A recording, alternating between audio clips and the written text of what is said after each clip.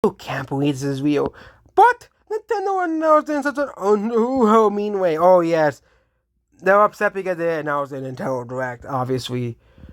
Obviously, Nintendo's gonna announce the Switch 2 very soon, so all the remaining games of the Switch, they're working going to announce in random trailer drops and YouTube drops as well.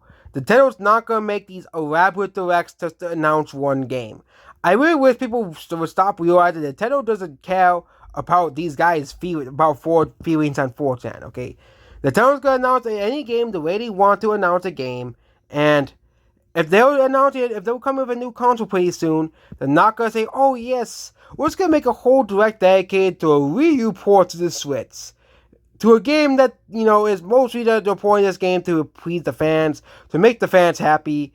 Obviously, because this is one of the most wanted games for the Switch, and porting this game to tie people over for the Switch too makes a lot of sense, being one of the last major Switch only games as well." The game could obviously be ported to the Switch too, but Nintendo, of course, obviously wants people with, hey, if fans want Xenoblade games on all-in-one console, let's just port Xenoblade Chronicles X on the Switch, kind of like Pikmin 1 and 2.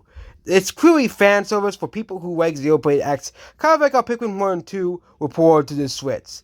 Of course, Pikmin 1 plus 2 was never going to sell 1 million copies in the US or worldwide, but it was for fans of Pikmin who wanted to play those games on the Switch, who wanted to own all of the Pikmin games, like me. And with Xenoblade fans, it's the same thing. You can own every single Xenoblade game that has ever been created on the Switch. I think there's 4 Xenoblade games, so that's Xenoblade 1 for free and Xenoblade Chronicles X as well. And maybe if this version is successful enough on the Switch, being one of the last major Switch games,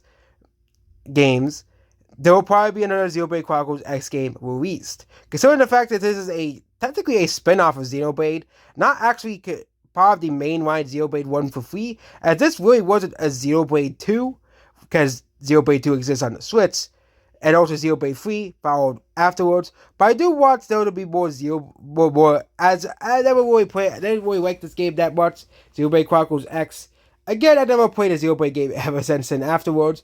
Maybe I should try to play Xenoblade, but I already have too many games to play, so probably not.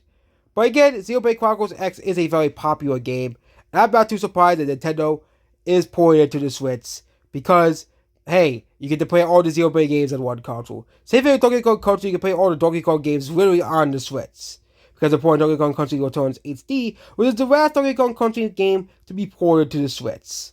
Goodbye.